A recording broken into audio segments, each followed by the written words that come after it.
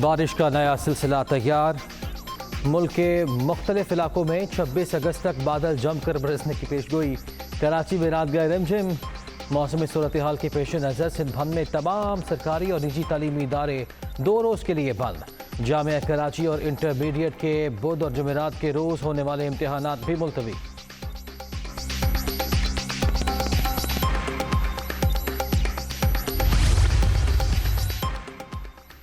سندھ میں طوفانی بارشیں اور سیلاب، صوبے میں بڑے پیمانے پر تباہی۔ پی ڈی ایم نے ریسکیو اور ریلیف کے لیے فوج سے ہنگامی مدد مانگ لی، نیشنل ڈیزاسٹر مینجمنٹ اتھارٹی کو مراسلہ ارسال۔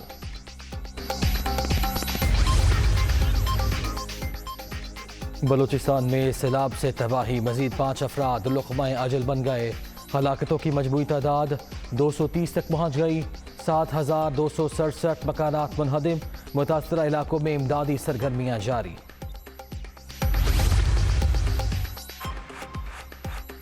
کوہ سلیمان کے رودکوہی میں سیلابی ریلوں سے تباہی، پانی رجحان کی ملحقہ آبادیوں میں داخل، سینکڑوں گھر زیر آب، لوگوں کی محفوظ مقامات پر منتقلی، متاثرہ علاقوں میں وبائی امراض پھوٹ پڑے، بچے زیادہ متاثر، ہسپتالوں میں رش۔ راجن پور کی تصاویر دیکھ کر دل تڑپ گیا، خود سیلاب متاثرین کا غم بانٹنے جا رہی ہوں۔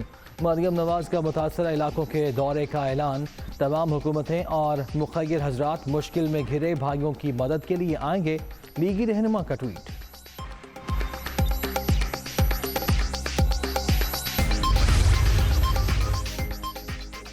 سیاسی تماشے چلتے رہتے ہیں، اولین ترجیح سیلاب زدگان کی بحالی ہونی چاہیے۔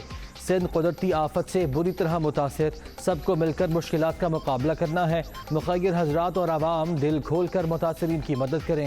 بلاول بھٹو کی قبر شہداد کوٹ میں گفتگو۔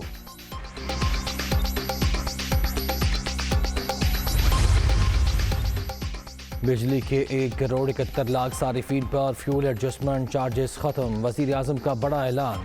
اتحادی حکومت کی کاوشوں سے پاکستان کے ڈیفالٹ کا خطرہ ٹل گیا، مہنگائی پر قابو پانے کی کوششیں جاری ہیں، چھوٹے تاجروں کو مشکل میں نہیں ڈال سکتے، 3 سے 10 ہزار فکس ٹیکس ختم کرنے کا نوٹیفیکیشن جاری ہو چکا، ذمہ داروں کے تعین کے لیے کمیٹی بھی قائم کر دی گئی۔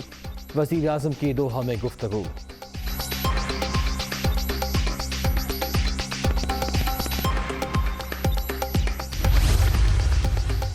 پاکستان میں زراعت، قابل تجدید توانائی اور آئی ٹی سمیت مختلف شعبوں میں توانائی کے وسیع مواقع موجود، قطری سرمایہ کار ان سے فائدہ اٹھا سکتے ہیں۔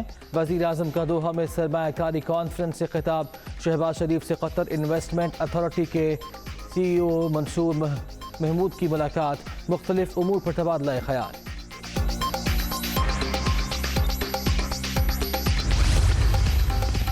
دورہ قطر دونوں ممالک کے درمیان بھائی چارے کی تجدید کرے گا، دوستی کو مزید مضبوط اسٹریٹجک تعلقات میں بدلنا چاہتے ہیں۔ توانائی اور خوراک کی قیمتوں میں اضافے نے مسائل میں اضافہ کیا، وزیر اعظم شہباز شریف کا مشترکہ چیلنجز کے تناظر میں نئی راہوں کی تلاش پر زور۔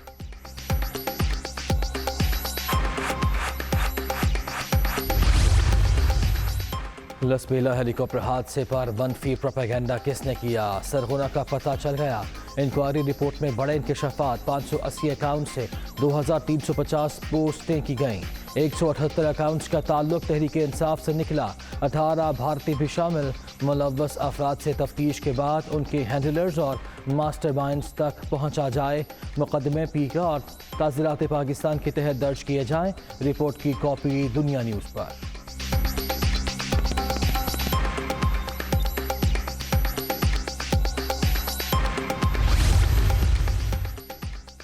خاتون جج کو دھمکیوں کا معاملہ، عمران خان کو شوکاز نوٹس جاری، 31 اگست کو طلبی، اسلام آباد ہائی کورٹ نے پیمرا سے پی ٹی آئی چیئرمین کی تقریر کا ریکارڈ بھی مانگ لیا، جلسے سے خطاب میں انتہائی غیر مناسب الفاظ بولے گئے، سول جج ہو، مجسٹریٹ یا اعلیٰ عدلیہ، کسی جج کو کیسے ٹارگٹ کیا جا سکتا ہے، دھمکیوں سے پورا عدالتی نظام داؤ پر لگ گیا، یہ ایک خاتون جج کی نہیں پورے ادارے کی بات ہے، جسٹس محسن اختر قیانی کی ریمارکس، تحریری حکم نامہ جاری۔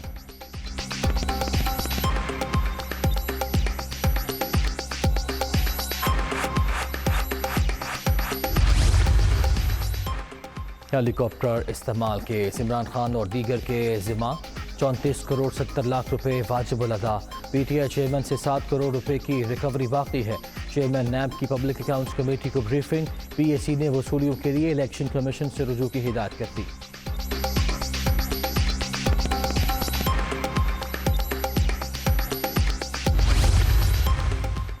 پشاور میں وزیر اعظم شہباز شریف، نواز شریف، مریم صفدر اور دیگر کے خلاف مقدمے کے لیے درخواست۔ مولانا فضل الرحمان، رانا ثناء اللہ اور دیگر اہم شخصیات کے نام بھی شامل۔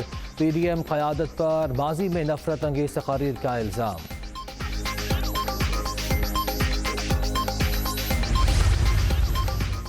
اور آئی ایم ایف کی سخت شرائط ٹیکس ایمنسٹی کے لیے قومی اسمبلی سے منظوری لازمی قرار۔ ایوان کی منظوری کے بغیر ٹیکس چھوٹ نہیں دی جا سکے گی۔ پاکستان نے لیٹر آف انٹینٹ میں عمل درآمد کی یقین دہانی کرا دی۔